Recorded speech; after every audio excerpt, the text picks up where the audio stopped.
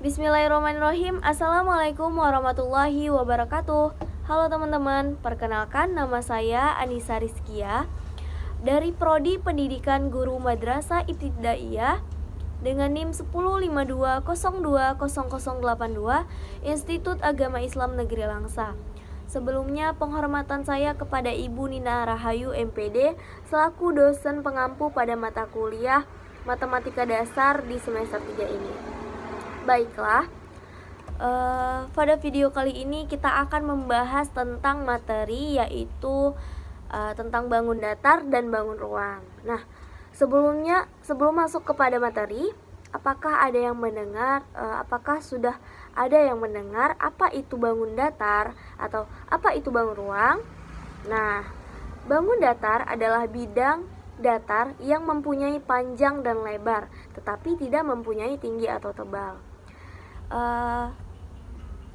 Isma Imam Roji 1997 mengatakan bangun datar adalah bagian dari bidang datar yang dibatasi oleh garis-garis lurus atau lengkung. Kemudian berdasarkan pengertian tersebut dapat ditegaskan bahwa bangun datar merupakan dua dimensi yang hanya memiliki panjang dan lebar yang dibatasi oleh garis lurus atau lengkung. Bangun datar juga merupakan sebuah bangun berupa bidang datar yang dibatasi oleh beberapa ruas garis. Kemudian jumlah dan model garis yang membatasi bangun datar tersebut menentukan nama dan bentuk bangun datar tersebut. Misalnya, bidang yang dibatasi oleh 3 ruas garis disebut dengan segitiga. Bidang yang dibatasi oleh 4 ruas garis disebut segi 4. Nah, selanjutnya bidang yang dibatasi oleh 5 ruas garis disebut dengan segi 5.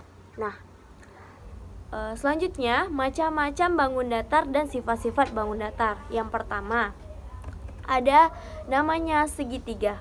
Nah, segitiga tuh seperti ini ya teman-teman. Sifat-sifat segitiga yaitu segitiga merupakan bangun geometri yang dibentuk oleh 3 buah ruas garis yang saling bertemu nih, dan 3 buah titik sudut 1, 2, 3. Kemudian bangun segitiga sering dilambangkan dengan jumlah sudut pada segitiga besarnya adalah sebesar 80 derajat. Kemudian yang kedua ada persegi. Nah, persegi, sifat-sifat persegi ini adalah bangun datar yang dibatasi oleh 4 sisi yang sama panjang, mempunyai 4 sudut siku-siku 90 derajat, mempunyai 4 sudut siku-siku 90 derajat, dan mempunyai 4 simetri lipat dan mempunyai 4 simetri putar. Semua sisinya ini sama panjang ya, dan diagonal bujur sangkar membagi sudut-sudutnya menjadi 2 sama besar. Kemudian ada persegi panjang. Ini dia. Ini namanya persegi panjang. Sifat-sifat persegi panjang merupakan bangun datar yang mempunyai 4 sisi. 1, 2, 3, 4. Nah, sisi yang berhadapan sama panjang dan sejajar. Ini sama panjang dan sejajar. Kemudian sisi persegi panjang saling tegak lurus, mempunyai 4 sudut siku-siku sebesar 90 derajat. Kemudian ada namanya lingkaran. Nah, lingkaran seperti ini ya. Lingkaran. Sifat lingkaran ini merupakan kurva tertutup sederhana beraturan. Jumlah derajat dalam lingkaran ini adalah 360 derajat. Nah, lingkaran ini mempunyai 1 titik pusat dan mempunyai simetri lipat dan simetri putar yang jumlahnya tidak terhingga. Nah, istilah-istilah dalam lingkaran, yang pertama diameter. Lingkaran yang diameter yang sering kita tulis dengan nih, yaitu ruas segi yang menghubungkan 2 titik pada busur lingkaran melalui titik pusat lingkaran.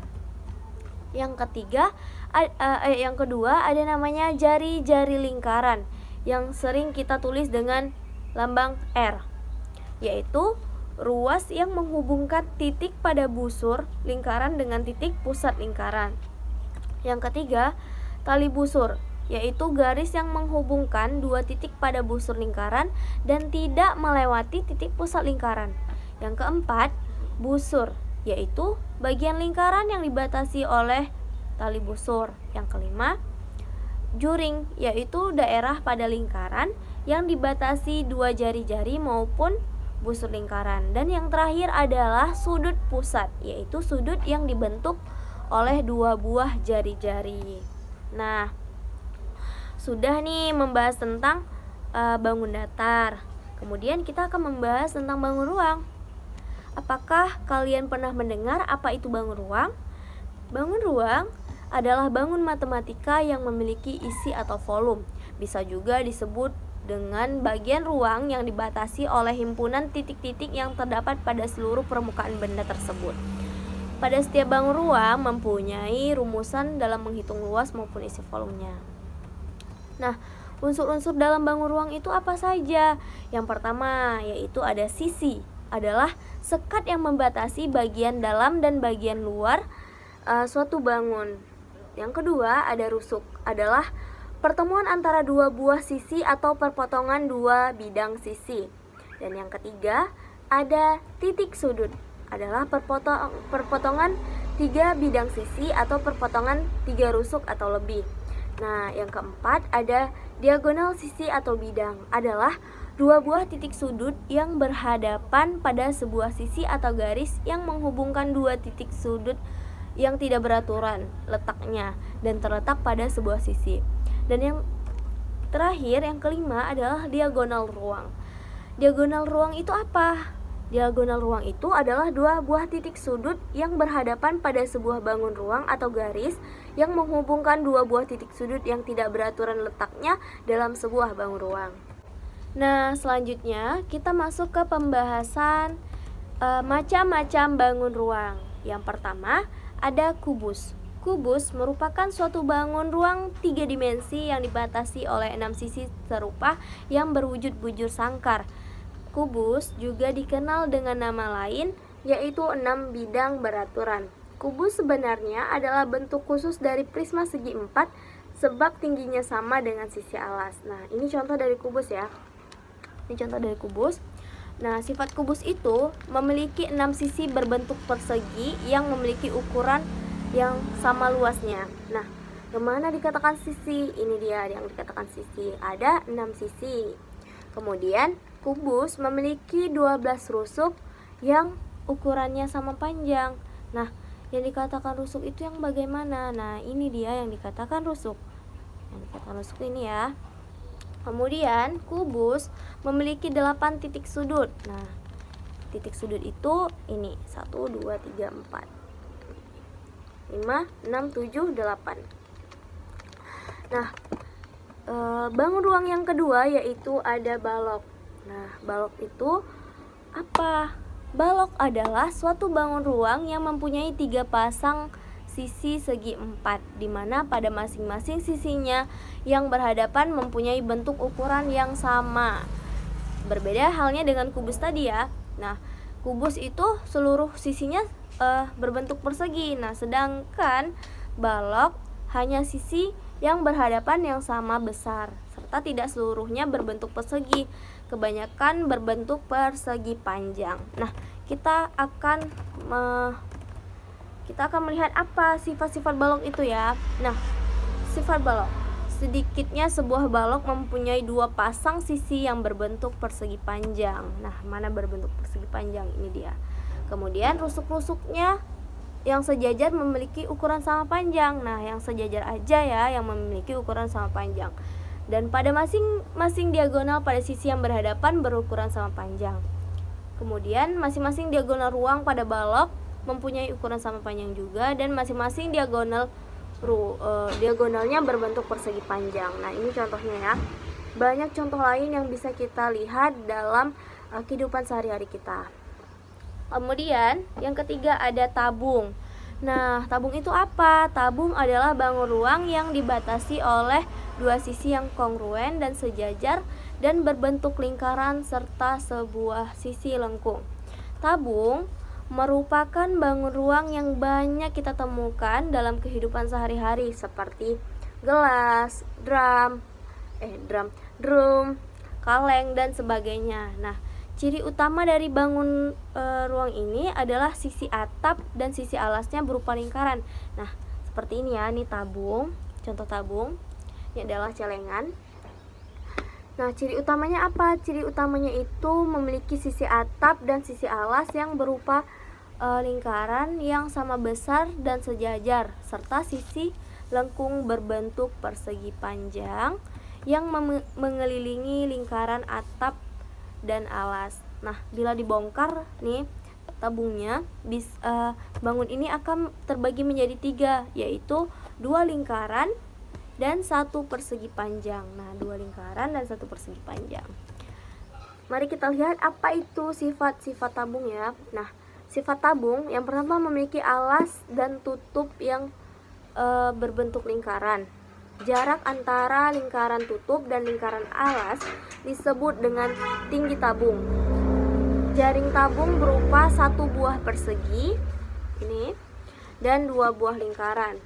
Bidang tegak tabung itu berupa lengkungan yang disebut dengan selimut tabung. Nah, kemudian bangun ruang yang kelima ada bola.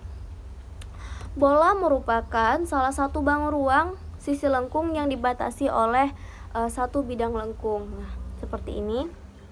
Atau juga bisa didefinisikan sebagai sebuah bangun ruang berbentuk lingkaran yang jika diputar mengelilingi garis tengahnya. Nah, mari kita lihat sifat bola. Nah, sifat bola itu apa aja? Yang pertama, memiliki 1 sisi serta 1 titik pusat. 1 sisi serta 1 titik pusat. Nah, yang kedua, bola ini tidak memiliki rusuk dan bola tidak juga memiliki titik sudut, tidak memiliki bidang diagonal, tidak memiliki diagonal bidang, dan sisi bola tersebut sebagai sisi bola ini disebut sebagai dinding bola. Jarak antara titik pusat ke titik pusat bola disebut sebagai jari-jari. Nah, jarak dinding ke dinding serta melewati titik pusat disebut sebagai diameter. Yang keenam ada kerucut. Nah, contoh dari kerucut adalah lihat gambar berikut. Kerucut merupakan salah satu bangun ruang yang memiliki sebuah alas yang berbentuk lingkaran dengan selimut yang mempunyai irisan dari lingkaran. Mari kita lihat sifat-sifat kerucut. Yang pertama, kerucut memiliki 2 sisi. Kerucut tidak memiliki rusuk, juga tidak kerucut tidak memiliki rusuk. Kemudian kerucut memiliki 1 titik sudut. Jaring-jaring kerucut terdiri atas lingkaran serta segitiga. Kerucut tidak memiliki bidang diagonal dan juga tidak memiliki diagonal bidang. Nah, hanya segitu saja pembahasan tentang materi bangun datar dan bangun ruang. Sebenarnya akan banyak kita temukan contoh-contoh yang konkret dari bangun datar dan bangun ruang dalam kehidupan kita sehari-hari. Misalnya di lingkungan sekolah, di lingkungan rumah. Misalnya kayak kubus. Nah, kubus tuh apa aja contohnya? Seperti yang tadi ini ada Rubik, Dadut, kemudian apa lagi? Dan lain sebagainya. Dan yang kedua itu ada balok. Nah, balok ini seperti ini kotak kacamata. Kemudian contoh lainnya adalah kotak sepatu. Nah, seperti itu. Kemudian nih tabung. Tabung apa lagi contohnya? Ada gelas, ada drum, dan masih banyak lagi contoh-contoh yang bisa kita temukan di dalam kehidupan kita sehari-hari. Nah, jadi hanya sekian pembahasan materi kali ini tentang bangun datar dan bangun ruang.